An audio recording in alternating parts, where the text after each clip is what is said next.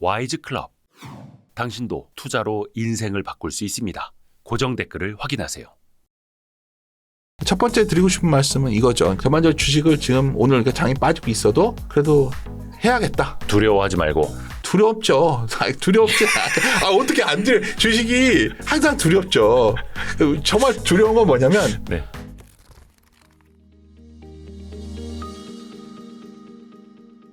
근데 우리가 또 하나 우리가 좀 봐야 되는 건 한국 주시장에 대한 선호도를 볼 때는 환율이 매우 중요해요. 원화라는 게. 그렇죠. 그러니까 원화가 약해졌다 강해질 때 사면 돈을 벌었어요. 한국 주식 예외 없이. 여기서 중요한 건 예외 없이라는 표현을 쓰는 건데 제가. 예외 없이. 아마 뭐 자주는 안 나오지만 제가 뭐 이렇게 채널 같은 데 나오면 맨날 보여주는 게 원달러 한 작년 10월에 1,440원일 때 저점이었다. 뭐 시계추가 이쪽으로 간다. 이 말씀을 드리는데. 맞아요. 지난번에도 그 말씀해 주셨고. 맨날 말씀드리고 원화가 방향이 어디냐가 이 시계추의 진자를 폭을 결정 지을 거 아니에요? 그럼 여기서 원화가 강해지면 되잖아요. 네. 원화가 어느 정도 강해지냐가 중요한데 이 그림을 보면 약간 추론이 되죠. 한국의 원화는 어떨까요? 뭐 상상해 보면 원화라는 거는 제가 이번에 뭐 책을 여기다 해놓으셨으니까 굳이 또 해놓으셔가지고 원화라는 게 뭐예요? 원화라는 게 결국 우리나라가 수출이 잘 돼야 원화가 되잖아요. 그렇죠. 우리나라는 글로벌 경기가 좋아지면 원화가 강해지겠죠. 네. 글로벌 OECD G20 선행지수와 원화의 방향은 굉장히 비슷하게. 뭐 한국형 투자 전략 핵심 중에 하나예요. 네네네. 때문에 뭐 원화 방향은 글로벌 선행지수가 OECD가 돌아서 강해진다는 거예요. 이번에도 돌아왔으니까 강해지잖아요. 거짓말처럼. 그러니까 실제 OECD 회원국의 경기를 선행지수는 6개월 정도를 선행해서 보여주는데 네. 거기에 따라서 원화의 가치도 매우 유사하게 움직인다. 그러니까 사람들이 자꾸 뭐 미국의 금리차 때문에 어쩌고 뭔가 이렇게 제가 내린 건 뭐 제가 답은 모르는데 제가 이제 이 책에서 주장하는 거는 결국 경기선에서 글로벌 돌면 원화가 강해지더라. 근데 저가 생각해도 더 빠르게 강해지고 있어요. 약간 주춤했다. 결국은 근데 크게 보면 1,200원은 깨러 가지 않을까 보고 있어요. 그래요? 네. 근래에 1,300원 밑으로 내려와서 1,270원 뭐 요로 밑에까지 내려와 있는데 1,200원을 깨고 내려갈 수도 있다. 원화가 훨씬 더 강세를 보일 수 있다. 이게 항상 그러니까 이거는 사이클 항상 그래 왔으니까요. 네. 그러니까 이렇게 지금 어떻게 우리가 얼마 전까지도 다시 1,400원 간다고 얘기하는 사람도 있었어요. 그냥 근데 아작난다고. 불과 얼마 전이에요. 불과 얼마 전 한국의 특수성 얘기하고 뭐 한국은행의 미국과의 금리 차 얘기하고. 근데 제가 답은 모르지만 항상 말씀드리는 게 제가 보는 방식, 제가 보는 프레임이니까 이거가 무슨 수학 공식 아니니까 꼭 따라라는 얘기는 아닌데 기본적으로 저희는 이렇게 봐왔고 이번에 OECD 선행지수가 돌아섰기 때문에 워낙 강해질 것이다. 근데 속도가 좀 빠르니까 한꺼번에 갑자기 일주일 동안 가는 게 아니겠죠. 뭐 1,270원, 1,280, 90원 갔다가 다음에 갈 때 1,250원 깨로 가고 그럼 여기서 어떻게 하겠어요? 뭐 이렇게 물어보시니까 원화가 다시 한 1,280, 90원 오면 주식을 사야죠. 이해했어요? 근데 또 다시 무슨 일이 어떻게 생길지 모르겠지만 다시 1,300원 올라가고 외국인이 뭐 한 3일 연속이라도 순매도 나오고 하면은 이거 큰일 났다. 아니 그날 사시면 돼요. 예. 큰일 났다가 아니라 사야 되는 조정. 왜 그런 게 다음 그림이에요. 네네. 이게 뭐냐면 우리나라 코스피와 OECD 선행지수 때 이런 것도 우리나라 OECD 선행지수 글로벌 선행지수가 100 이상일 때 사는 게 좋을까요? 100이라고 보면 100 밑에서 사는 게 맞나요? 밑에서 사야죠. 그렇죠. 예. 언제 팔아야겠죠? 100 이상일 때 팔아야겠죠. 근데 이제 밑에서 돌아설 때 사고 그쵸. 위에서 꺾일 때 팔고. 그걸 어떻게 알아요? 그러니까 지나봐야 알죠. 적당히 어느 정도 내려왔을 때 사는 거죠. 그쵸, 적당히 올라갔을 때 파는 거죠. 정확히 저 꼭지는 지나봐야 이게 꼭지였구나 알죠. 우리가 잠깐 점을 알려고 하지 마세요. 그렇죠. 그거는 아무도 모르는 거예요. 우리가 대략적인 이 정도에서는 얼마나 더 오를지 모르지만 여기서부터는 좀 내가 그러니까 주식을 좀 그러니까 열심히 안 해야 될 때가 있고 어디선 주식을 열심히 해야 될 때가 있는데 네. 사람들은 이상하게 여기쯤 가면 폭락한다는 얘기가 솔깃해져요. 세상이 망할 것 같은 얘기. 어디에서? 뭐 요럴 때도 나오죠. 빨간 지원. 09년 금융위기랑 코로나잖아요. 네. 이런 거 항상 나오는 건 아닌데 대략 요 정도도 있잖아요. 요 정도도. 네네네. 그러니까 대략 제가 보기에는 한 뭐 98 이 정도만 와줘도 그냥 주식 사야 되는데 이번에 거기도 안 갔어요. 저런 큰 위기 몇 번을 제외하고. 그렇죠. 근데 위기라는 게 이거는 사람이 내가 당장 죽을지 모른다는 얘기였었고. 그때 팬데믹 때. 이거는 우리가 손실의 규모를 가늠할 수 없는 때였고. 글로벌 금융위기 때. 그때는 그러니까 그런 거는 이제 거의 10년에 한 번 뭐 언제 한번 올지 모르는 거니까 차치하고 그쵸, 그걸 경기 정확히 순환만 놓고 보면 그쵸. 이 정도면 뭐 OECD 경기 선행 지수 한 98 정도만 와도 사실 이것도 정확히 98, 99 알 수 없는 건데. 그럼요. 하여튼 이게 돌아섰다는 걸 말씀드리는 거예요. 그러니까 점으로 찍으려고 하지 말고 네. 선으로 이어서 생각하라. 그렇죠. 그래서 이거 사실 원화도랑 글로벌 경기 좋아지니까 원화가 세지고 네. 이제 우리나라 다음에 따른 게 뭐겠죠? 한국의 수출 지표가 좀 낮아지겠죠. 그렇죠. 최근에 무역 수지가 6월에 약간 적자폭이 줄잖아요. 계속 적자 하다가 이 적자 폭이 조금씩 그것도 좋은 줄고 거예요. 있는. 그렇죠. 그 다음에 이제 흑자로 돌겠죠. 그리고 글로벌 경기가 좋아지면 그때 되면 이제 아마도 이제부터 우리가 뭐 바이앤홀드 해야 돼 뭐 이러겠지만 그때부터 조심해야겠죠. 근데 지금은 아닌 것 같고.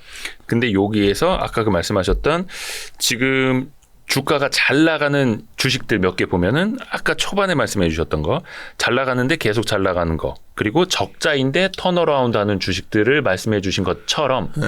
대한민국이라는 수출 위주의 코스피를 놓고 봤을 때 이제 무역 적자에서 무역 흑자의 턴어라운드가 보이는 지점이기 때문에 계속 사야 된다라는 말씀이시죠. 그렇죠. 이럴 때는 정확히 제가 알 수는 없지만 네. 그러니까 크게 터질 가능성이 적은 거예요. 이럴 때는. 그러니까 자꾸 코스피만 보고 있으면 얼마 전에서 얼마 올랐다 이런 거 그러니까. 보고 있어봤자 네. 별로 이런 걸 보면 안심이 되는 거죠. 아, 이 정도 레벨이어도 할 수 있구나. 그러니까 지금 밸류에이션은 PBR 1배는 아직 좀 더 가야 되고 그쵸. 비싼 것도 아니고 근데 수출도 그렇고 턴어라운드 하고 이제 있고. 오이선 이제 돌고 있으니까. 예.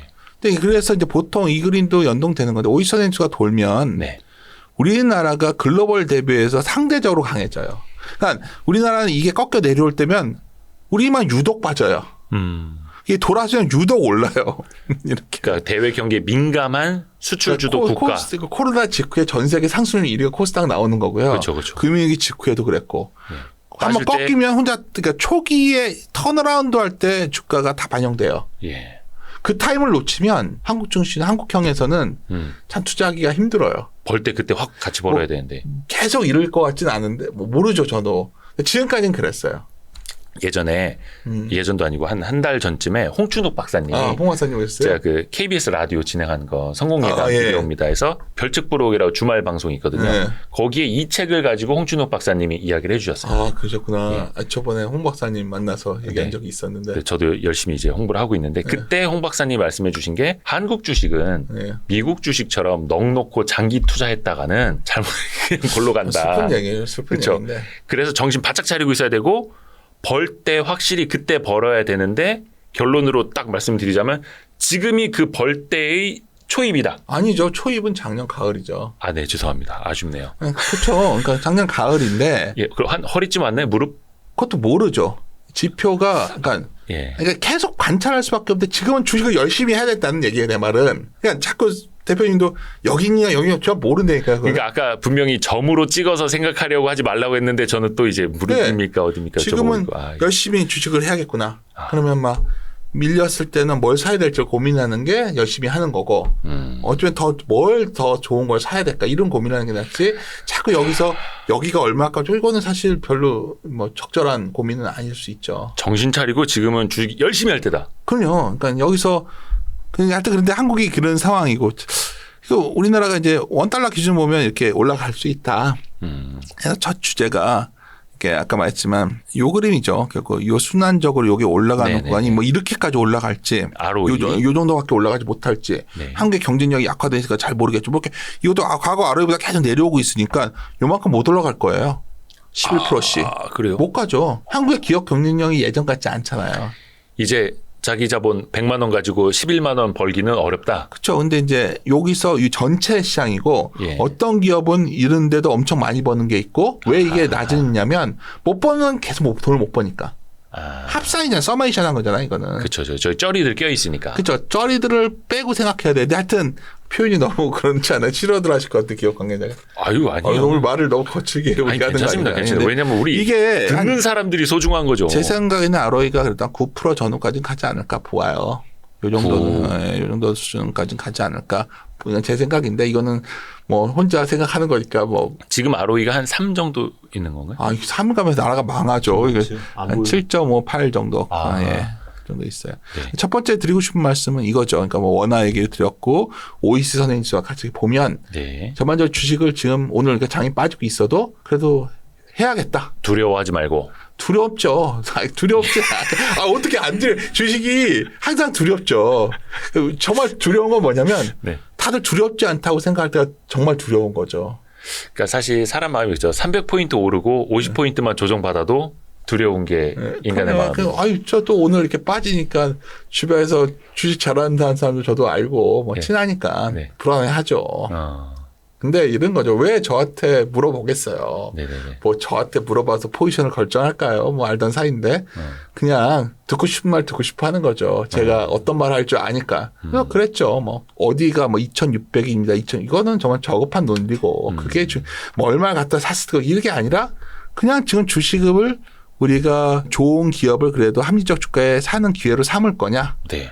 아니면 어쩌면 이미 좋은 기업들도 너무 비싸져서 다 나쁜 주식이 돼 있다면 어떻게 나쁜 주식을 잘 팔고 나갈 거냐? 그러니까 굿 컴퍼니 굿 스톡은 다른 거잖아요. 네네, 그럼요. 굿 컴퍼니가 굿 프라이스일 때가 굿 스톡인 거죠. 네네.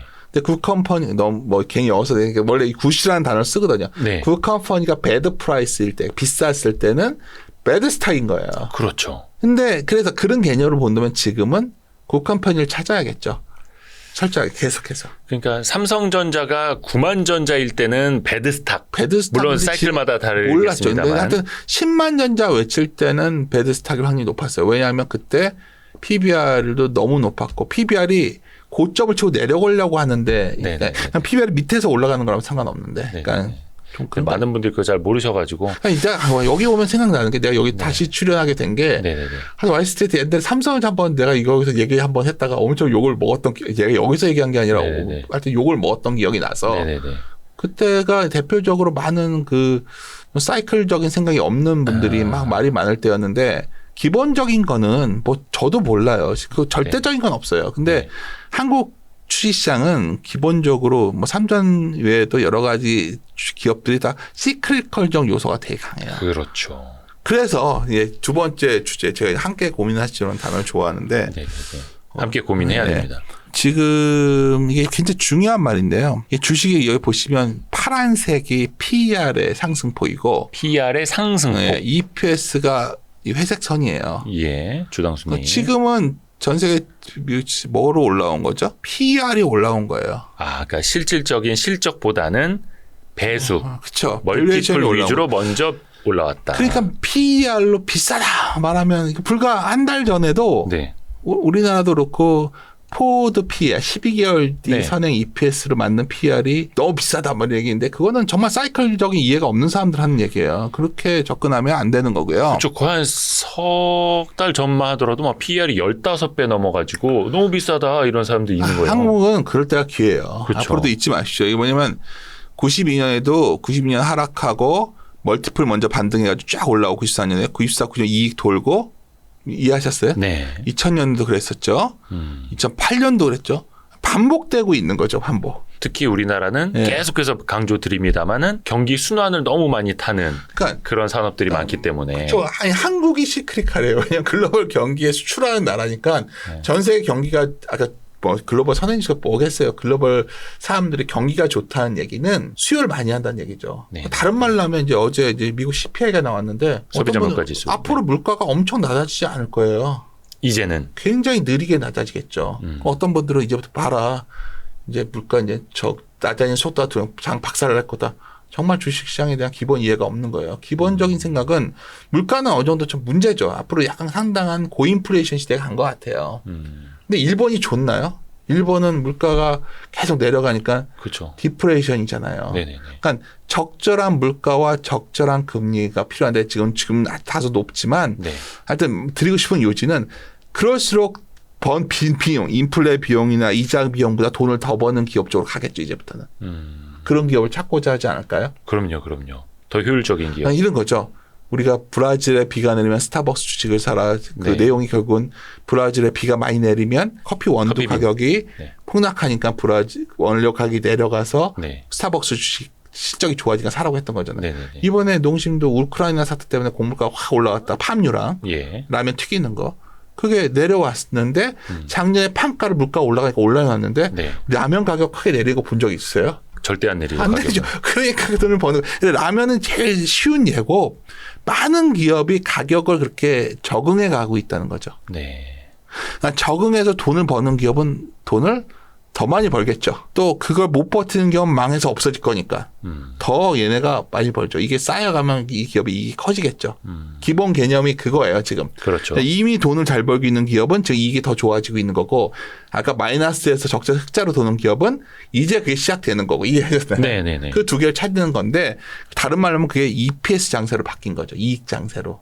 그게 지금이요 아니면 앞으로? 지금 그거 시작됐죠. 지금. 그게 이제 시작이 된? 이미 진행되고 있고 그러니까 지금은 철저하게 EPS 장상인 거예요. 아니 왜냐면은 아직 대부분 기업들이 그러니까 턴어라운드 보여주는 기업들이 1분기 실적까지는 반도체도 그렇고 조선도 그렇고 뭔가 플러스 흑자를 보여주기보다는 적자 폭이 조금 줄어드는 것까지 정도만 보여줬고 그게 좀 있으면 흑자로 도는 걸 반영하는 거죠 이미. 그렇죠. 그거를 미리 이제 주가는 선반영을 하고 있는 거고 6개월 뒤 것 정도는 반영하는 거죠 이미.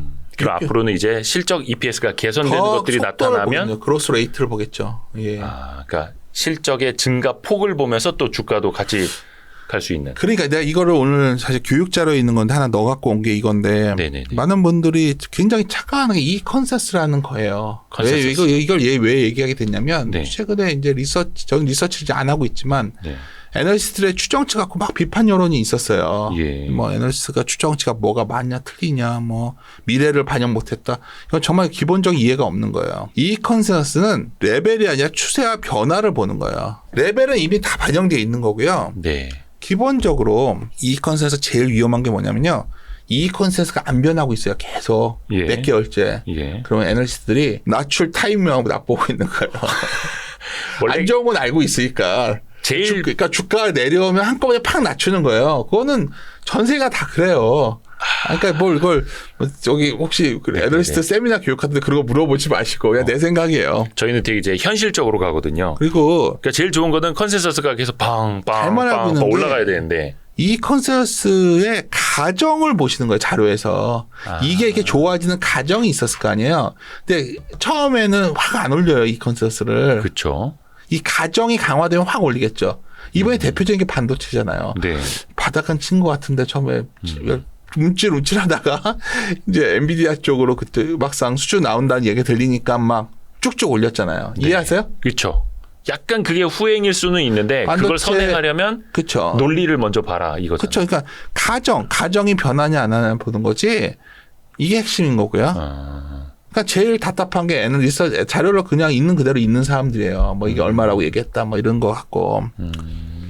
최근 이익 추진 중요한데 하여튼 이게 핵심이에요. 이 컨센서스라는 거는 굉장히 후행적 내지는 동행한다는 거예요. 그래서 다음 그림인데 지금 이 컨센서스가 영업이익이 이렇게 돌고 있어요. 돌고 있는 거 맞죠? 네. 그럼 ROE도 더 올라가겠죠. 네. 이제 돌고 있으니까. 네.